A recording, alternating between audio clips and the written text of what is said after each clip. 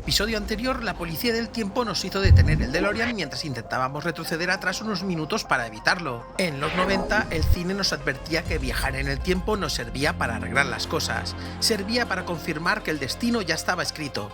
Películas como 12 monos o Corre Lola corre nos mostraron las dos versiones del conflicto temporal. Por un lado no podíamos cambiar nada, el destino nos obligaba a cumplirlo, y por el otro se jugaba con todo lo contrario, se nos incita a probar varias opciones temporales hasta encontrar el final perfecto. Pero cuando el siglo XX está a punto de terminar, el género empieza a transformarse otra vez. Ajustamos coordenadas, dejamos atrás la adrenalina de los 90 y entramos de lleno en la era de los diarios malditos, las radios con dial temporal y las cajas construidas en garajes. No me lo creo. Arrancamos el DeLorean. Próxima parada, el año 2000. Imagina que estás solo en tu casa, enciendes una radio vieja y entre el ruido de la estática escuchas una voz. ¿Cómo diablos lo hiciste? ¿El qué? ¿El qué? Lo del béisbol. Acertaste la del home run de Buford. ¿Cómo lo hiciste? No fue difícil, amigo. Ese partido se jugó hace 30 años. No es la voz de un desconocido, es tu padre. Frank Sullivan. ¿Se trata de una broma? Gordo, ¿eres tú? ¿Me estás tomando el pelo? El problema es que tu padre murió hace 30 años. No te tomo el pelo. Oye, solo intento averiguar. ¿Me estás cómo... diciendo que te llamas Frank Sullivan, que vives en Queens y que no entiendes cómo sabía el resultado del primer partido de la final del 69? ¿Qué haces? ¿Apagas la radio por medio a la locura? ¿O intentas salvarle la vida sabiendo que, si lo haces, el mundo que conoces hoy podría desaparecer para siempre? Tienes que creerme.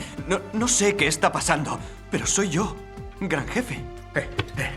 Oye, te lo advierto, como toques a mi hijo, te perseguiré hasta el día que muera, ¿entendido? Eso es exactamente lo que plantea Frequency. Con Jim Caviezel y Dennis Quaid al frente, Frequency nos propone justamente eso.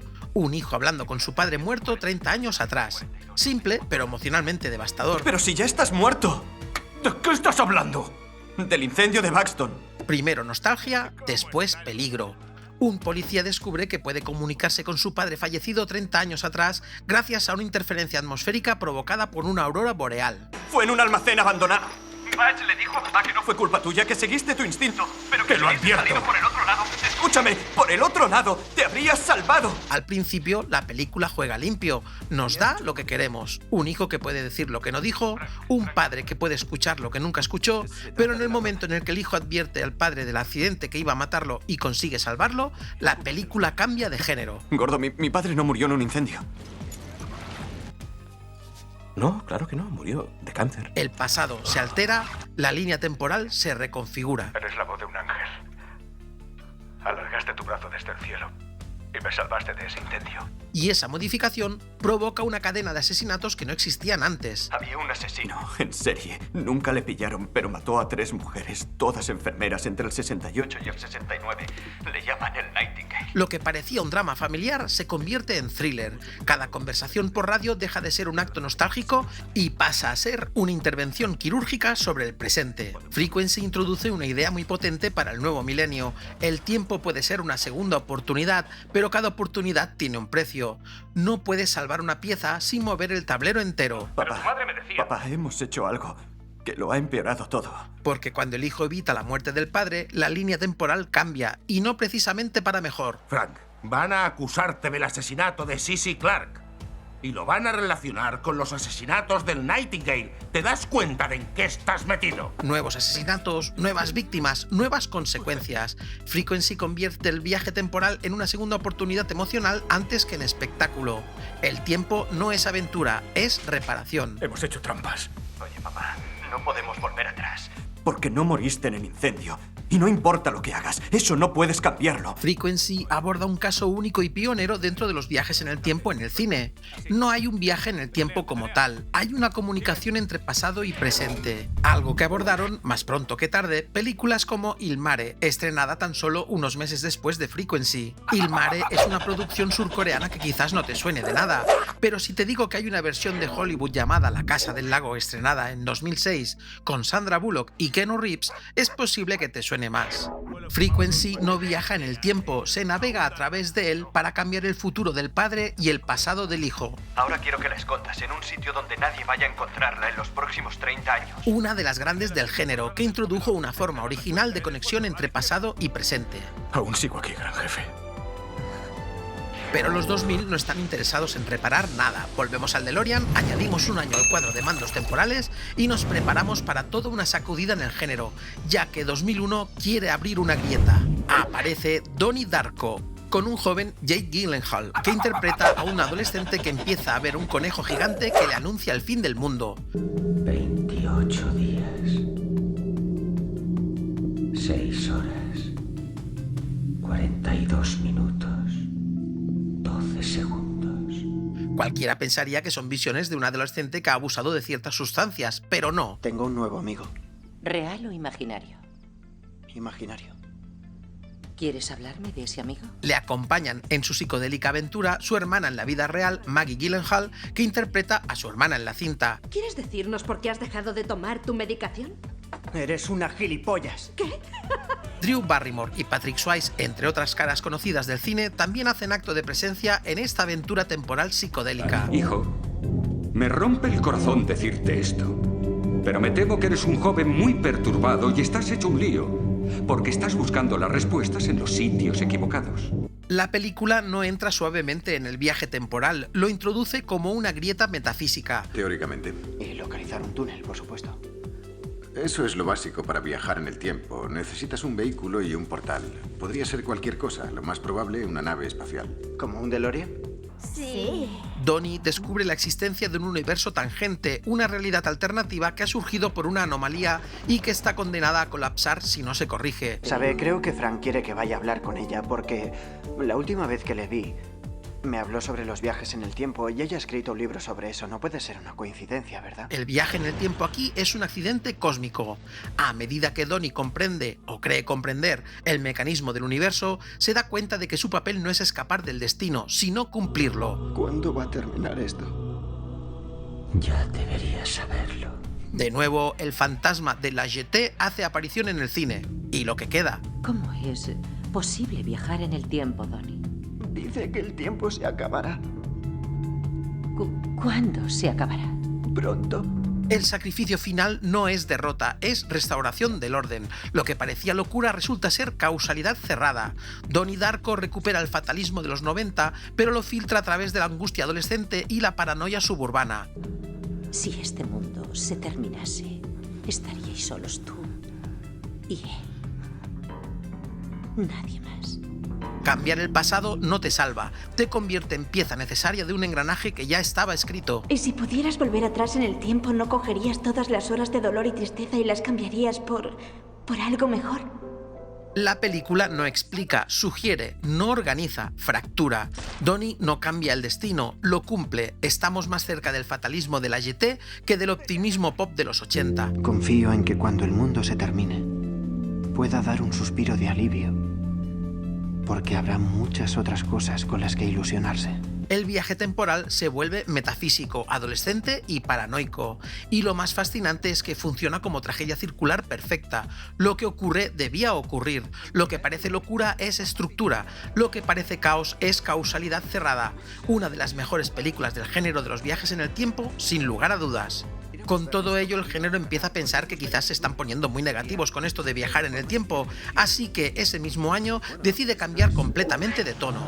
Dejamos el DeLorean aparcado y volvemos a esos inicios del cine con ese aire de la plaza de Berkeley o en algún lugar del tiempo que vuelve para enamorarnos. James Mangold dirige Kate and Leopold. Después del conejo demoníaco llega La Levita. Aquí el viaje en el tiempo es fantasía romántica, caballerosidad del 19 frente al cinismo moderno. Has encontrado un portal. Portal que lleva al 28 de abril de 1876. Salté del puente de Brooklyn y hoy he paseado por 1876.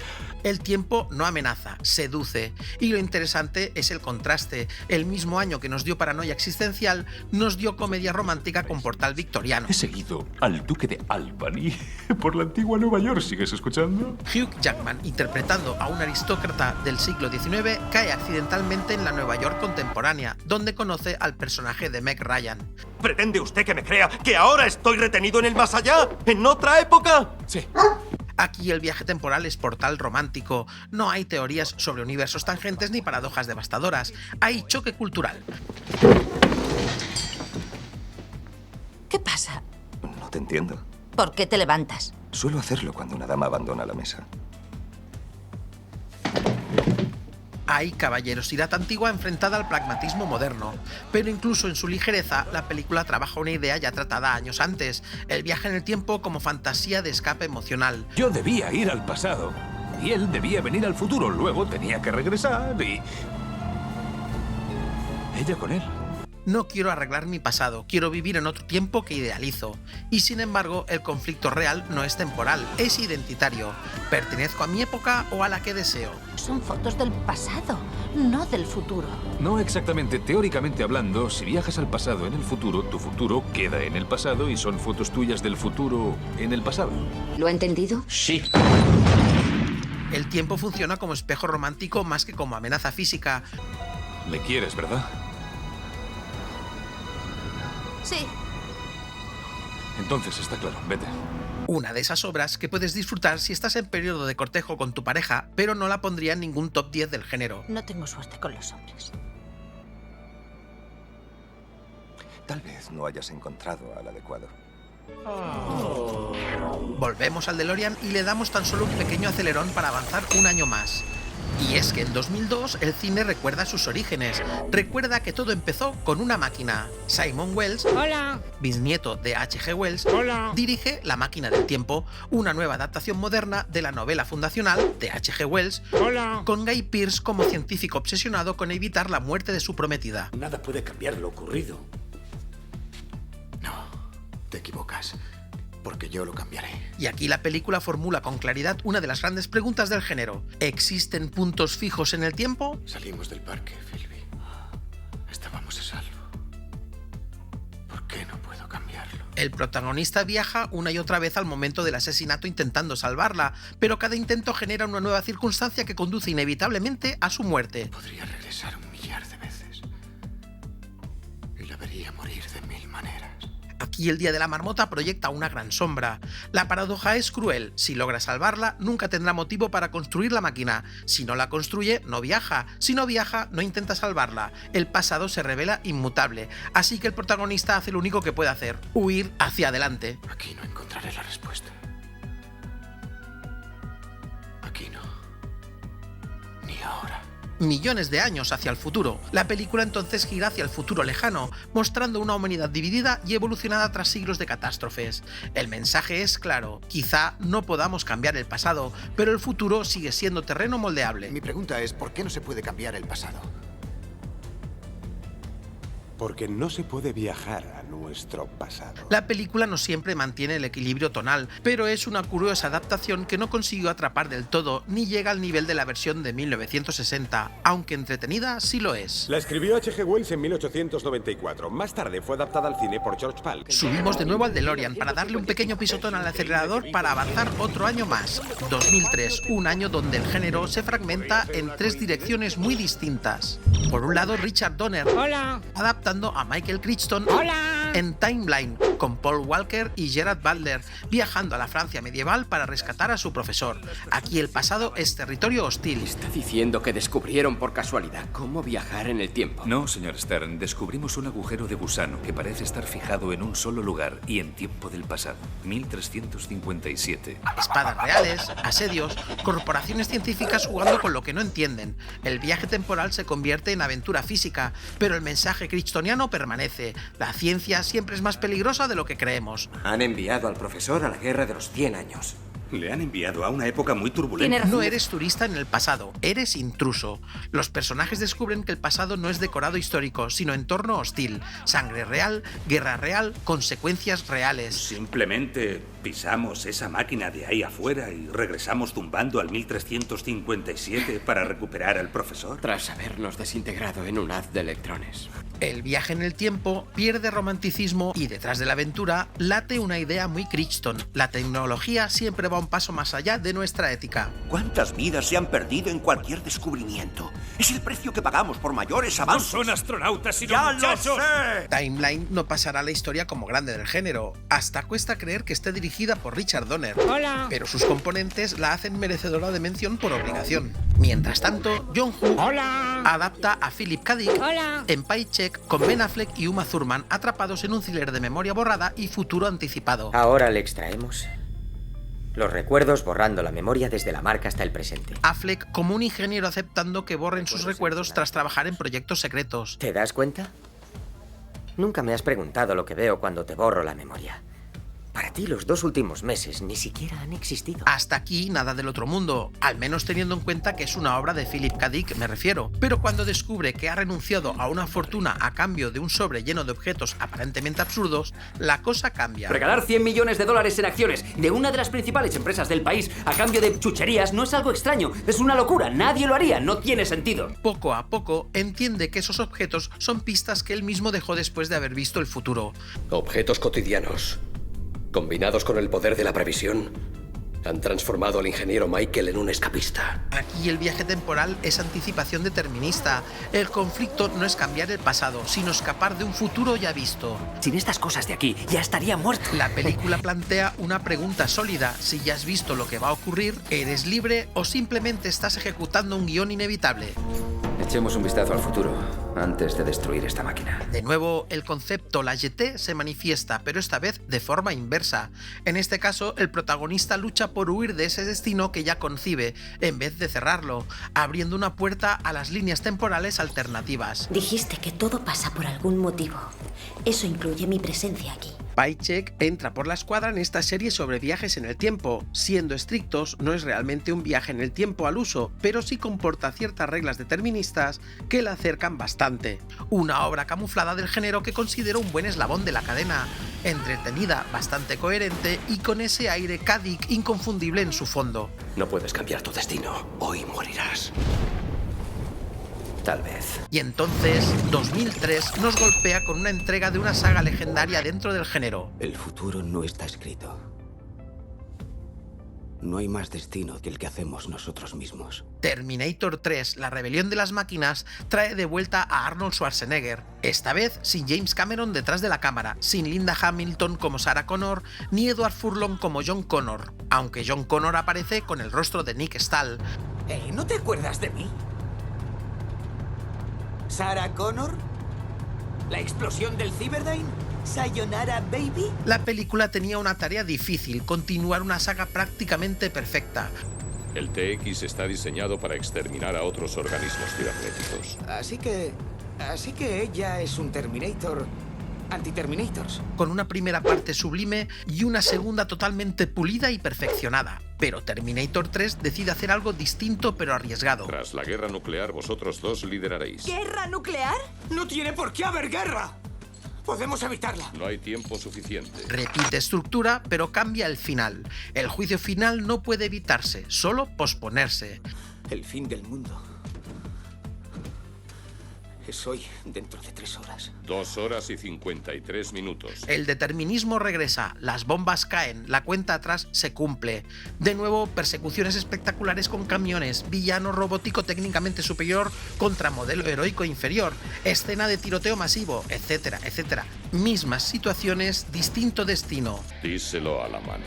Durante buena parte de la película creemos que, una vez más, se podrá evitar el juicio final. Pero el giro final es como mínimo chocante. Ahora resulta que el día del juicio no puede evitarse, debe cumplirse. La Jetée regresa. ¿Por qué nos ha hecho bajar hasta aquí? Para que viviéramos. Esa era su misión. Es a partir de esta tercera entrega de la saga que la franquicia empieza a tambalearse seriamente. Y es que el problema está en la estructura. No había forma de impedirlo. John, será mejor aceptarlo. Terminator no se entiende sin su línea argumental patentada. Tienes razón. villano técnicamente superior, debe perseguir a su objetivo, emocionalmente débil y del que un héroe técnicamente inferior salvará con todas sus ganas hasta sacrificarse. Mientras tanto, el fondo es una persecución del gato y el ratón en el que a estas alturas ya sabes cómo acabará. Y claro, cuando las dos anteriores entregas ya te lo han dado todo, solo te queda cambiar el final para que sorprenda un poco al espectador y que es lo único original de esta Terminator 3. Una entrega que ya nos daba pistas que el argumento de Cameron poco más podía evolucionar. Sin embargo, entregas posteriores certificarían que aún se podía hacer peor. Volvemos al DeLorean, subimos desubicados y añadimos un año más al panel para ver si podemos salir de este futuro pesimista. Y 2004 decide probarlo todo. El efecto mariposa nos propone a Ashton Kutcher y Amy Smart explorando una premisa seductora como la que más. Un diario. Pídale que escriba todo lo que haga. ¿De qué servirá eso? Eso quizás refresque su memoria. ¿Y si pudieras volver a los momentos traumáticos de tu infancia y arreglarlos? Suena bien, ¿verdad? Yo lo pensaría mejor antes de hacer esto. Quizás te despiertes mucho más jodido de lo que estás ahora. Kutcher viaja leyendo sus diarios, que por otra parte es una buena manera de promocionar la lectura. Cada cambio mejora algo, pero destruye otra cosa. Me dijo que viniste a verla. Y esta noche se ha suicidado, joder. Una línea temporal salva a su amiga, otra lo convierte en preso, otra lo mutila. La teoría del caos convertida en melodrama oscuro. Sabías que iba a pasar algo grave. ¿Es así? Sí. Lo sabía. Tú deberías estar aquí. El protagonista descubre que puede regresar a momentos clave de su infancia leyendo sus diarios, pero esas modificaciones no son gratuitas. Solo por estar aquí puede que estés matando a tu madre. Hay que hacer un trueque con el destino. El pasado no es un archivo que puedas editar sin que el presente se desmorone. No, ya te perdí una vez y no te volveré a perder. ¿Cómo que ya me perdiste una vez? Cada alteración fragmenta la identidad. El tiempo aquí es una moneda que cambia de valor en cada intento. Una de las cintas más interesantes del género y quizás la que deja más claro el concepto del mismo efecto mariposa, tan recurrente en el género de los viajes en el tiempo. Si puedo crear cicatrices, tengo poder para curarlas. Aunque si lo paras a pensar un momento, tiene ciertas similitudes con Donnie Darko. Un adolescente se debate entre la locura y los viajes en el tiempo. El protagonista al final asume un sacrificio para salvar a su entorno y por supuesto a lo que más quiere, que en los dos casos es una chica. Aun con estas similitudes con Donnie Darko, es una cinta sólida dentro del género con personalidad propia. Tan sólida y personal que contó con 2 secuelas, pero no llegaron a la calidad de la original. Es que en un año he almacenado 40 años de recuerdos en mi cabeza. Es como una sobrecarga. He reprogramado por completo mi cerebro. Seguimos en 2004, así que dejamos el DeLorean quieto. Pero ese mismo año, Alfonso Cuarón hace algo brillante dentro de una franquicia masiva. En Harry Potter y el prisionero de Azkaban sigue el tercer año de Harry en Hogwarts, marcado por la fuga de Sirius Black. No me digas que nunca has oído hablar de Sirius Black. Es un homicida. Acabó preso en la prisión de Azkaban por eso. A quien todos creen un peligroso aliado de Voldemort que quiere matarlo. ¿Qué hay de Potter? ¿No deberíamos advertirle? Tal vez, pero por ahora que duerma. Harry, Ron y Hermione descubren que Sirius es inocente. ¡Tu rata! ¡Scavers lleva en mi familia! ¿12 años? Curioso, larga vida para una vulgar rata. Vendiste a James y a Lily y a Voldemort, ¿cierto? No era mi intención. Cuando Sirius es capturado injustamente, Harry y Hermione usan un giratiempo para salvar la situación. Esto es un giratiempo, Harry. Por eso podía asistir a todas las clases. ¿Retrocedimos en el tiempo? Sí.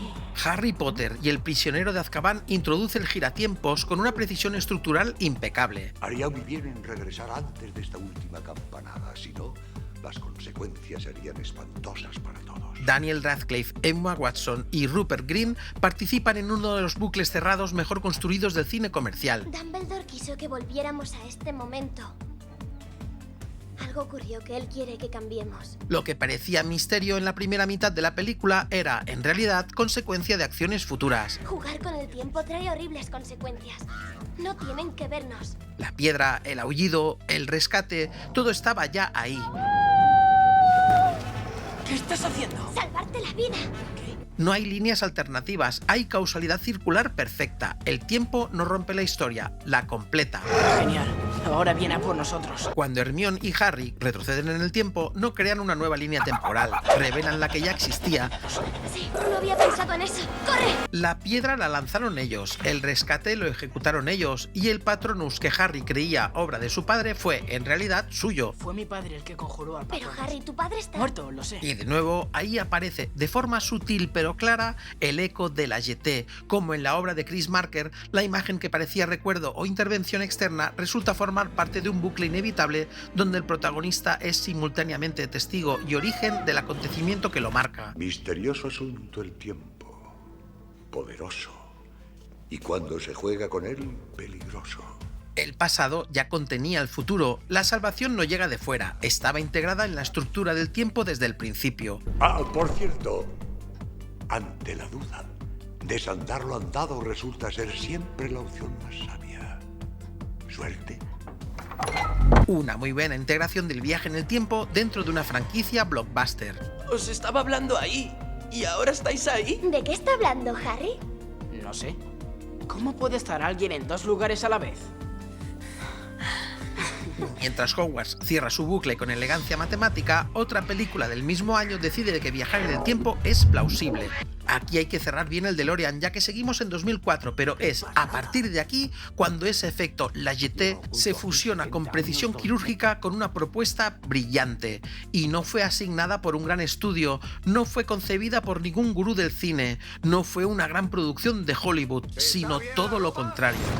Y es que el año 2004 hay que enmarcarlo como decisivo en el calendario del género, ya que es entonces cuando aparece esa joya oculta y minimalista llamada Primer. Shane Carruth escribe, dirige y protagoniza una película diminuta en presupuesto y enorme en ambición. Dos ingenieros que trabajan en su garaje descubren accidentalmente que su experimento puede generar un desplazamiento temporal limitado. En las ecuaciones que describen el movimiento, el calor y la entropía... Espera un momento. En los diafragmas de Feynman, la única variable que puedes convertir en negativa y conseguir respuestas racionales no es la masa, no es... De tan solo unas pocas horas hacia atrás.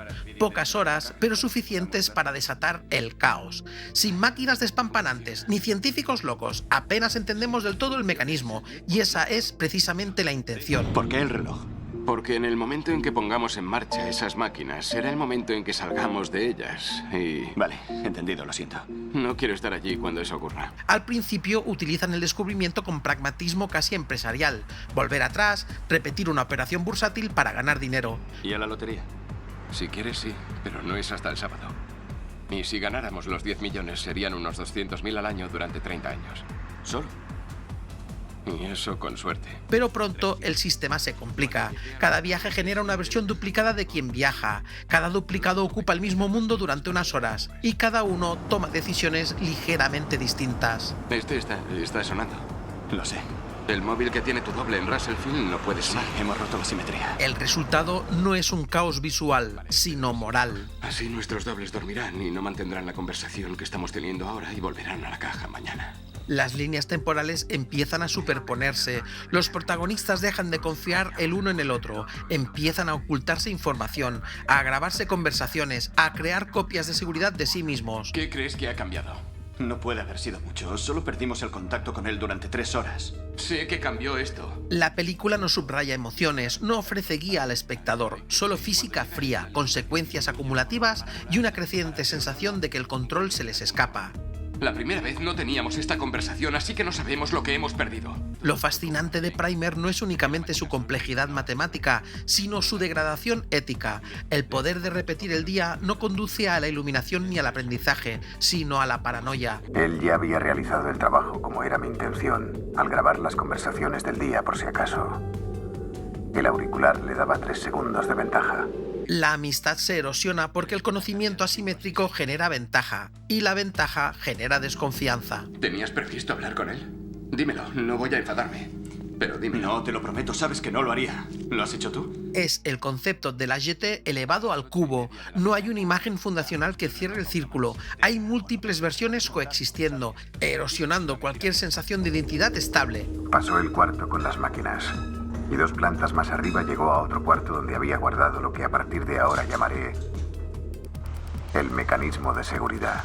Ambas obras comparten la idea esencial de que el tiempo no es una línea que se corrige, sino una estructura cerrada que absorbe a quien intenta dominarla. Ahora el tentetieso ha experimentado un total de 2 minutos y de nuevo se curva.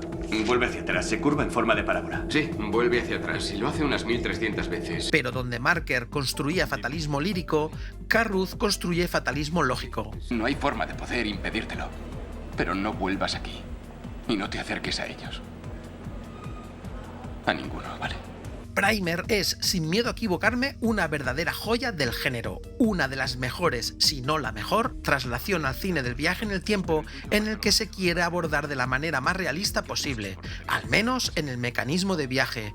Un rompecabezas argumental de tal magnitud que si declaras que la entendiste desde el primer visionado, o bien mientes o eres el propio Carruth. Sí, será un cambio, pero... sí, por lo menos volverán a la caja. Una verdadera obra maestra en el que se demuestra que con un buen guión no hacen falta presupuestos desorbitados para generar buen cine. Por cierto, tienes en el canal el combate entre Primer y Tenet listo para que lo disfrutes. Te dejo link en la descripción del vídeo. Y así cerramos el periodo 2000-2004. He dejado fuera películas como The Kid, Un día inesperado o Minority Report porque no estaba del todo convencido de incluirlas como viajes en el tiempo, ya que están justo en la línea de aceptación. Entonces, ¿por qué has incluido Paycheck, que es muy parecida a Minority Report y también está basada en una obra de Philip K. Dick? Pues porque Paycheck es viaje en el tiempo activo, causalidad cerrada. La máquina permite ver el futuro con precisión. El protagonista usa esa información para modificar el presente. En cambio, en Minority Report es predicción, no viaje. Los precogs predicen crímenes futuros, pero nadie viaja ni envía información al pasado. El sistema actúa antes de que ocurra el crimen. Prevención basada en predicción. ¡Paparruchas! Y también, para no alargar demasiado el vídeo, aún así las nombro aquí como anexo para no dejarlas fuera del todo.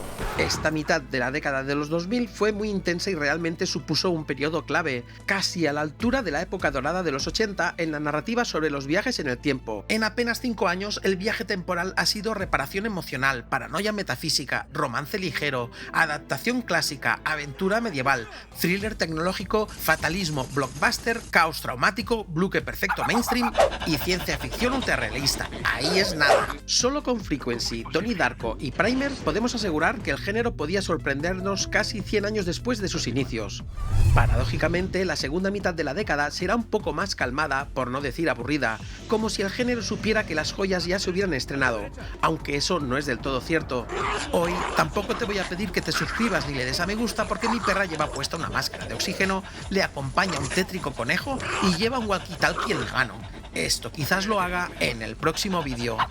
Maya, que no puedes hablar con tu padre por el walkie-talkie. No, si ya sé que no está muerto, pero no puedes apretar el botón para hablar. Los pitufos son asexuados, no tienen órganos sexuales bajo sus pantaloncitos blancos. ¿Sabéis? Eso es lo más triste de ser un pobre pitufo.